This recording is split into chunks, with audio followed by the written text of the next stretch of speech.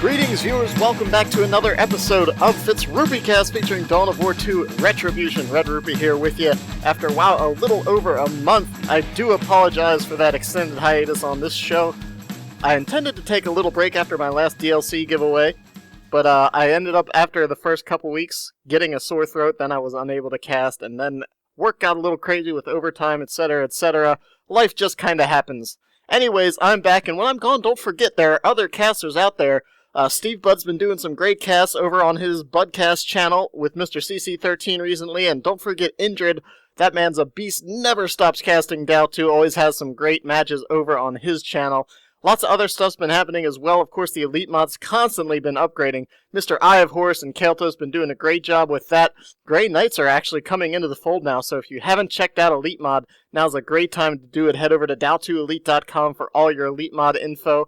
I'll be doing an Elite mod game today. I'm actually coming back to you with not one or two, but 3 episodes, one of each game type. We're going to have a 1-on-1 right now. I'll be posting an Elite mod 2-on-2, and then a big old 3-on-3 game after that. So whatever you're looking for, I'm going to have it. And in general, I'll be back here and posting replays, hopefully pretty consistently again. So sorry about that extended hiatus once again. We'll have some new content rolling in here pretty normally from here on out, hopefully. Anyways, let's go ahead and take a look at what we've got. We are on the smoldering remains of this location, of course, the Ashes of Typhon, and we've got a great 1-on-1 game featuring 2 great players, of course, on the blue team, Mr. Putin, the predatory warlock over here for the Eldar player, and then Mr. Harry as our Imperial Guard Commissar Lord. So let's go ahead and get this game rolling. Eldar versus Imperial Guard. One of the toughest matchups I feel for Eldar is Imperial Guard. Just the tier 1 for Eldar playing against Sentinel can be very difficult. They can bleed you so hard without really taking any losses of their own. This is a pretty big map, so I feel like that kind of plays to Eldar's advantage because they are so very quick. But it's still going to be difficult to deal with the early Sentinel play, I think, in general. Just as Eldar.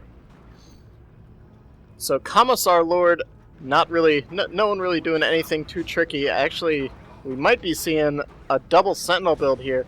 In which case, Harry is just going to be playing mean. Double Sentinel going to be very difficult for the Eldar to deal with. Of course, the trick to double Sentinel really is to just keep your guardsmen out of engagements so they can hang out and just stay on the field and constantly repair the sentinels and keep your field presence strong. Against these guardians, it's going to be very easy for Harry to just kind of run around and bleed those guardians off and force them off the map, as we just saw. Putin's going to probably be going, I'm guessing, we'll see what happens here, for a quick shuriken cannon, as he hasn't bought a 3rd guardian squad. Yeah, there goes 2 generators. That pretty much indicates a shuriken. He might go Rangers, maybe. Rangers are actually pretty good at picking away this heavy infantry armor of the Sentinels, so he can really kind of control them with that. But we'll see what he decides to go for. I feel like on this map, a shuriken is much better to help lock down sections of the map. And here goes a stomp from the Sentinels, knocking that Warlock on down. He almost got the cap, but didn't quite nail it. But he did stall a little bit, keeping those 2 Sentinels occupied while Guardians run around and finish capping up the back lines. That's really going to be a lot of what I think Putin is going to have to do, is stall out wherever he can and just try to keep those Sentinels busy and allow him to take sections of the map and kind of do the standard Eldar run around for map control. But here comes a push on the power farm. Both Sentinels now up there. Shuriken's coming out on the field. Commissar Lord's up top, capping that point. He might be coming down here to support the fight or continue just capping on his own. It depends on what the Shuriken manages to pull off. Really, I'd want to keep these Sentinels in 2 different locations so the Shuriken can't fire on both of them and allow the Sentinel to push up on its own. Of course, they're quick enough that he gets up there without the Shuriken getting set up anyways. Taking lots of fire, though. Harry's really going to want to try to keep these 2 Sentinels up. When you invest so much in these Sentinels, you really want to try to keep them alive. I know that's kind of superfluous to say, but a lot of Imperial Guard, I feel like, tend to not really get too worried about losing their Sentinel, and I think they use them too aggressively at times. So anyway, Sentinel's fallen back. This is exactly the time he needed. Commissar pushed back the Shuriken weapon team so it can't cover the power, and now they're at least going to be able to knock one of these generators out. Although it looks like they're actually falling back already. Going to turn and fire once again, waiting for the Shuriken and Guardians to come back up here. Really what they need to be doing is trying to just focus those Guardians down and keep the bleed going for Mr. Putin. So these two Sentinels already proving to be quite a thorn in the side of Mr. Putin right now. He finally is able to capture all his backline here. He managed to keep all of his power up, surprisingly. I expected at least one of those generators to go down, but great job using that Shuriken, keeping it on the field, not retreating as soon as the Commissar got into melee, just ran it away and managed to keep it out there, which really made the difference and probably saved his farm. Warlock going for the Immolator Blade, and Harry's brought out a heavy weapons team, so unbeknownst to Putin, that's actually going to be a very good investment because he'll be able to drop that Immolate right on that heavy weapons team and really force it off the field. Of course, it's great for keeping these guardsmen from repairing the Sentinels as well. Whenever they're kind of just sitting there, just out of range, repairing Sentinels, you can drop that Immolate, force them back, and then move up a little bit. I feel like Guardian shields are going to be very important this game. There's, of course, tons and tons of range going on over here. Oh, missed Guardian Grenade over here. They were way out of position. They probably should have just headed over. He didn't know, but there was a heavy weapons team watching this point. If they'd run over there, dropped a grenade, he could have taken the VP. Probably would have been a better use of that Guardian Grenade, but both Guardians upgraded with battle equipment, and I'm expecting to see shields. The great thing, of course, the Sentinels can just stomp on the shields, but what that does, at least, if nothing else, is forces the Sentinels to charge forward and try to stomp on those shields, and at least you can get a lot of fire and damage into those Sentinels and maybe force them back or force the Imperial Guard to overextend a little bit, trying to bring those shields down in those heavy ranged engagements. Putin, in the meantime, floating lots of requisition, got 600 requisition, and 100 power. Managed to hold on to all his power, both players with the same amount, pop their secondary nodes and full generators on their primary farm. There goes the Immolate, forcing those guardsmen back a little bit. Warlock does have to get out of there after taking focus fire from the two Sentinels, and the Guardians are going to kind of try to hang up here and stall out a little bit without taking too many losses. They do have some yellow cover. Of course, there's no green cover at all on this map, but we're actually playing with both races that can build cover, so that works out pretty well if they choose to do so. Guardians kind of charged up for a point-blank grenade there. Not really often going to work against a competent player in the middle of an engagement if you just kind of run at the one squad and throw a grenade at it. All you're doing is really buying yourself some time while that squad moves away and tries to dodge it. Catachin's now on the field for Harry. Harry going a pretty heavy tier 1, and you can see kind of the difference in bleed between the two players. This time he is going to lose some power. He lost one generator, might lose that node as well. There goes another Immolate right on top of those guardsmen. They stood there for just a second. You can see it already took him down to about half health. Warlock charging in, but he's not going to be able to stay in there against all that. Finally, this heavy weapons team is moving in and coming into the engagement actively. Harry now going tier 2. Putin sitting on tons of requisition and went a very small tier 1 against Harry's rather heavy one. But really, Harry needs to take out this generator farm for this tier 1 to pay off. He can do so now if he pushes up a little bit right here. He should be able to finish off these two generators. Because going this heavy tier 1, you need to take out the power farm to make that pay off for you, because otherwise your opponent's just going to hit tier 2 and bring out some heavy stuff that you're not going to be able to deal with. So Putin going straight for a Bright Lance, doesn't have the power for really much else, not going to be able to bring a Wraith Lord or anything like that onto the field right now. And his power farm is going to fall to Harry's pile of Imperial Guard. Warlock running along the back line there, trying to get some decap on everything. Commissar Flare dropped on that Shuriken Cannon, but he's still so close that it's going to be doing some pretty heavy damage. Oh my goodness, just getting out of there with 7 HP. A lot of people kind of discount that when they use the Commissar Flare, because it does cut down the range of a setup team by half, but Shurikens and other heavy machine guns like that do exponentially more damage at close ranges, so even if you're on the edge of the arc with the Commissar Flare up, you're still closer than usual.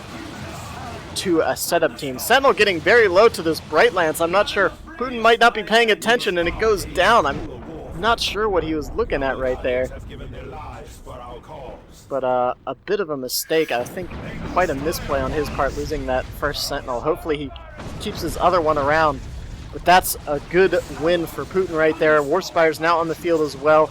A couple grenades going down. Oh, he didn't need to use both there, but making sure that heavy weapons team does not stick around. It has upgraded with the autocannon. I think that's actually a pretty good choice. There aren't Banshees or any real melee on the field, and that autocannon will allow his heavy weapons team to outrange the Shuriken weapon team and also pour some pretty nasty anti-infantry damage into all these kind of low HP Eldar squads. So Putin's pushing up on the contested VP right now. Catachin's getting upgraded with both of their leaders. Gonna be a force to be reckoned with. Catachin's always so very nasty. They're gonna start taking some focus fire from these Eldar. Emily gets dropped on the rear squad there. Haywire goes down on top of that Sentinel. Bright Lance now firing, taking some missile shots. That Sentinel's gonna get out of there, I think. Yeah, maybe one more shot from the Bright Lance won't finish it off. Catachin's had to fall back after taking a couple losses. But overall, a good win for Putin. It looks like both players floating quite a bit of wreck once again. Harry really needs to get something. Probably, I would expect to see maybe a Manticore out here to deal with these two setup squads. Eldar's normally pretty mobile, but when their main force that's slowing you down is two setup teams, a Manticore is going to be the way to go. In the meantime, Putin's doing pretty good. He's low on VPs, but Eldar has, of course, that infamous map control. Has a 2-0 cap right now. Starting to even them out a little bit. 350 to 454. Finally starting to take some VPs off of Harry's side. Harry now bringing some Ogrins out on the field, and if he gets a couple good flanks on these setup teams, that's going to be all she wrote. Unfortunately, though, I still feel like kind of that maybe a Manticore would be the better choice. He doesn't really have anything to hunt it down. He can use these Warp Spires to go in and haywire it if he finds its position, but he doesn't have any real mobile AV. So without Banshees or something on the field like that, it's not as scary to have a Manticore out there. Catachin's catching this Shuriken cannon out of position. It needs to retreat pretty much right now. Warspire's trying to get over there to deal with them. The Catachins do fall back. In the meantime, Warlock has engaged this heavy weapons team, doing some pretty solid damage over there. Haywire goes down on the Sentinel, but it's still so very quick. And in the meantime, the Ogrins are going to charge up to the front line here. Putin's going to need to be very dexterous with all of these range squads, these Warp Spires Guardians and the second squad of Guardians. Haven't seen any energy shields yet, which I'm kind of surprised about. You can see the Sentinel's rockets actually missing because the Guardians here are on lower terrain, so those rockets are overshooting their targets. Kind of a problem with that Sentinel rocket launcher is that it doesn't ever account for terrain height. So if you're on higher ground, it'll often short its target. If you're on lower ground, it'll often overshoot the target. Commissar Lord trying to get a cap here, activating his shield, but he's taking lots of damage. He's getting very low before he decides to retreat. Actually, if a Guardian grenade goes down, he may go down here. There goes the grenade. Is it going to hit him? No, he walks through the explosion like a pro, doesn't even care. And now Guardians coming in, taking some fire. A 3-0 cap against Putin now. Turn that right around, Harry did, with the kind of approach in those first few moments of those Ogrins coming out on the field. Shuriken in a precarious spot as the Ogrins are coming in behind it. I don't think he sees them yet.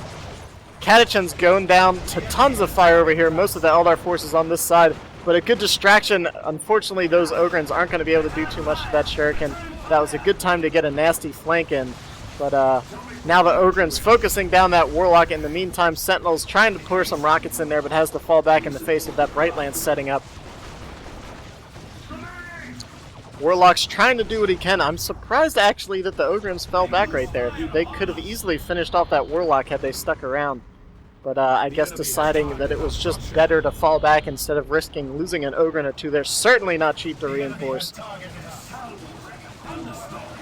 Guardsmen getting in a bad spot right now. The Guardians are behind them, ready to drop a grenade if they have it. I think they may have just used it, so they might be alright, but those Guardsmen still getting shredded by those Warpspire Death Spinners.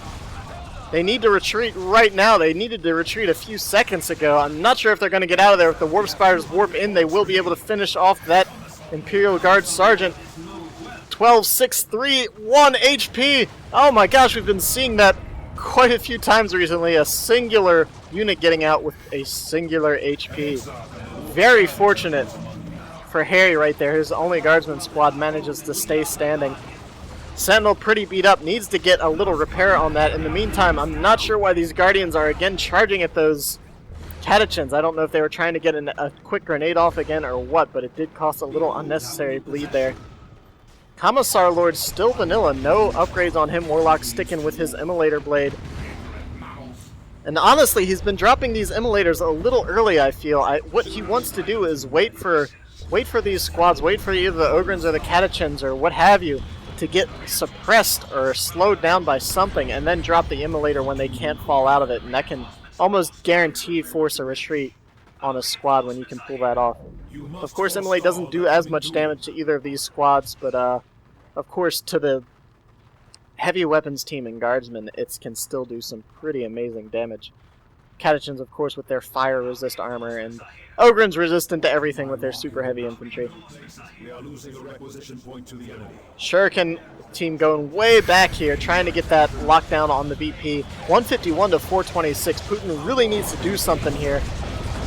Ogrins charging, and see, this is where he needs that Immolate and grenades. This is the perfect time to drop those Ogrins just kind of standing there, though. They need to be charging in or trying to get out of this arc. They could get out of that firing arc relatively easily, but they're just kind of charging headlong into that Shuriken and Bright Lance, and even they are going to start taking casualties. The forward Ogrin goes down, and that was enough to dissuade Harry from pushing any further.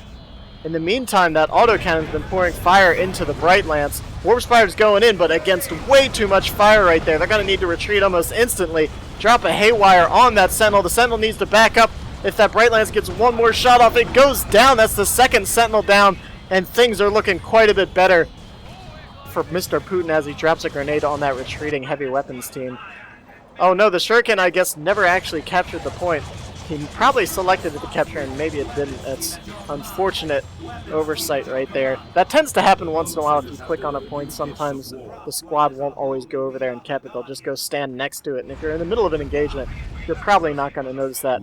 Minefield going down from the Commissar right on that VP, but unfortunately a bit too late to stop that Guardian squad from capping. Putin with his second Shuriken team on the field, so really trying to lock down these points. He knows he needs to play defensively with the VPs at this point because he's down under 100 with his opponent above 400. Harry went into Tier 3, which again, I would like to have seen that Mana Core. I feel like really the thing that's slowing him down is the Shurikens and the Bright Lance. The Bright Lance scored kills on both of the Sentinels. Oh no, Catechins missed their old reliable shot. I think they were firing into the dark, and that was actually a good play by Putin to walk around and capture on this side. That was probably more from the mines as opposed to any sort of mind game about old reliable, but it's always nice to be where you're not expected to be, that's all. Sometimes it's good to capture the VP at a weird angle for AoE effects or artillery firing into the fog of war. There we go, now we saw that's exactly what he wanted to do, drop that Immolate in front of those Ogrins when they got suppressed, so if they wanted to push forward, they were going to have to go through all of that fire. Ogrins kind of went in there unsupported, and that was not a good plan for them. So both players into Tier 3, both players actually with lots of resource. I mean, at this point, I'd venture to say we're going to see 2 super units hitting the field relatively soon here, because there's not much else they'd be setting up for. So Avatar, always very effective in just about any matchup, especially Imperial Guard, because they have all these squads that just get obliterated. And there we go, by Wailing Doom.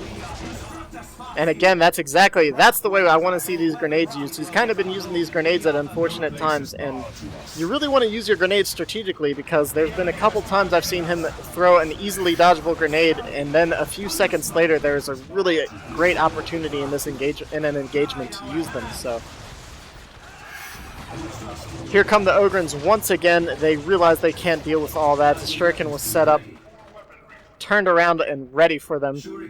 Secondary Shuriken watching the natural VP down there. Now the VPs are slowly coming back, but really all Harry needs is one good push, and this Baneblade might be able to pull that off. Of course, the Avatar is coming out, so we're going to have to see how this works out for him. Unfortunately, Harry has lost both of his Sentinels, and that's kind of the problem with going with that double Sentinel build, is that that's a lot of resource that you end up losing when both of those go down, especially when you invested in rockets. But they are so very useful in the late game if you can keep them alive. Nice looking Old Reliable, hitting all three Eldar range squads. Shuriken over here suppressing the guardsmen. Unfortunately, they needed to kind of stay out here and pour some fire into those Dwarf Spiders. Nice looking grenades going down. Oh man, but he cancels the retreat with a summary execution. Beautiful little play there. I thought those guardsmen, I didn't think they were going to go down. Guardsmen rarely die to grenades on retreat because of the way their leader mechanics work, but it was certainly going to cost Harry some extra requisition there to reinforce them. Ogryns now coming in behind this Shuriken weapon team. They're actually changing their mind and wanting to go after the other one on this contested DP. Oh no, and the Shuriken, oh no, I expected the Shuriken to fire at the Ogryns, but just as they walked into the firing arc, unfortunately, it decided to target the Imperial Guardsmen and was forced off by the Ogryns. But with those two, with the two Sentinels gone, Putin's done a great job of really attenuating Harry's pushing ability, because without those Sentinels hanging out, pouring fire, and then having some stomps around, it just makes a big difference. Anyways, Baneblade's on the field, Monolithic Avatar on the field, this Shard of the God of War coming out here to do battle with some Ogryns and Imperial Guard forces. Warlock just immolates himself, expecting to get some free damage on those Ogryns. Nice use of the Commissar Flare. Completely misses with the Emperor's Wrath, unfortunately, which I'm assuming that was. Yes, the Emperor's Wrath and the Fist of Brachus now. Two of the most powerful abilities in the game. None shall fall, and of course, the Emperor's Wrath. There goes the first Wailing Doom, knocking Catechins all over the place.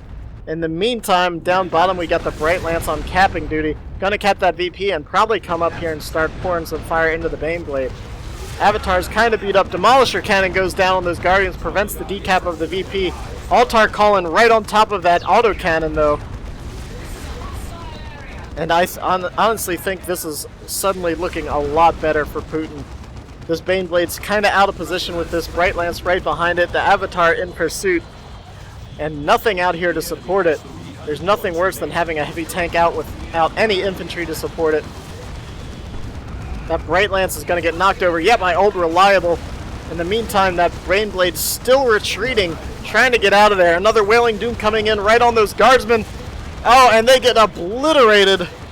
Lots of dead Guardsmen there. Look at all the little experience numbers pop up. Ogryns now charging in. Avatar has to turn and run now. In the meantime, oh man, those Ogryns probably could have engaged that Shuriken. Maybe a little bit of a misplay right there. But I suppose at this point in the game, Harry doesn't have too much resource. So it's kind of risky to lose a couple Ogryns on a push right there. Catechin's taken some damage, not too much from Immolate, and lost a member to the follow-up Destructor. Autarch sky-leaped away and then came right back and obliterated the squad. Wow, perfect play there by Putin. I would not have expected that myself after seeing the the Autarch just dropped. I wouldn't have expected a sky-leap so soon, and then a second drop right there. Oh man, a Demolisher Cannon takes out this poor Warlock's entire Guardian regiment. That Warlock, a lone member in his squad now, falling back to the Eldar War Cave. Autarch back on the field once again, and 59 to 186. This game is turning around awfully quickly. Harry's lost his Catechins, which is a major blow, lost both of his Sentinels. Those Catechins are kind of his big staying power along with the Ogrins. They really do, of course, some nasty damage, and kind of need those to really knock stuff over and keep these squads from pouring out all the range damage that they can. Once again, Autarch sky leaping away there. Immolate going down on the guardsman, capping the point. Avatar is somewhere. Where's that Avatar? There it is. Avatar in the middle of the map here. Again catching that Baneblade out of position with the Bright Lance behind it. Avatar also coming in here. Flare goes down to stop that Bright Lance from firing on the Baneblade. In the meantime, Warspires warp out as they try to capture that natural VP over there. Oh no! Guardsman completely taken out by a Wailing Doom of the Avatar. Bunker coming down over here. I'm not sure what he's intending to do with that, if that's going to be a repair bunker or what. Ogrins now engaging these two Eldar setup teams, but a Haywire down on that Baneblade. I don't think it's going to be able to get away. None Shall Fall was activated from the Fist of Brokus, so none of those Ogrins were going to fall if they were in range of it, but they are not. Immolate going down on the heavy weapons team over here. It's going to have to get out of there if it wants to survive. Baneblade very low, unfortunately. Trying to fall back. Autarch getting dropped on top of it. Didn't quite place the grenades. He should have put a little path back there following it out. But that Avatar still has plenty of HP to chase it down. Autarch jumps in, knocks the Ogrins back, buying time for the Avatar to get in there. Warlock's trying to path block it and get behind that Baneblade. One last swing, but here comes a Wailing Doom. Is that going to finish it off? The Wailing Doom kills the Baneblade tank, leaving Harry with a meager 2 squads left. Oh my goodness, this has definitely been a crucible for the Imperial Guard player. There goes the GG as that Baneblade falls. He realizes there's just no way he's coming back, and from less than 100 to over 400 VPs, Putin turns this game around in this tier 3 portion of the game with a vengeance, really. And there goes a couple more nasty strikes from that Avatar. Taking out one last Ogrin before the game comes to a close here. And wow, some excellent play there by Putin. Harry went for the quick Baneblade, and I'm not sure it paid off. I really think that he should have gotten that Manticore, like I was saying. But great play there by Putin. He really started bringing his abilities together and using his Eldar synergy in the later stages of that game. And we can see the Commissar here in this last moments against the Eldar firing squad. Standing tall, knowing that he lost, but refusing to stand down against the enemy. Anyways, hope you guys enjoyed it. There's going to be some more casts coming up soon here. Thanks for sticking around. Be sure to join my Facebook, Steam, and Twitter pages. I always update those with any kind of info whenever I do live streams, things like that. And of course, I'll be probably doing one last giveaway here towards the end of the year. So anyways, thanks for watching, guys. Hope you enjoyed it. This is Red-Rupee. I will catch you guys next time.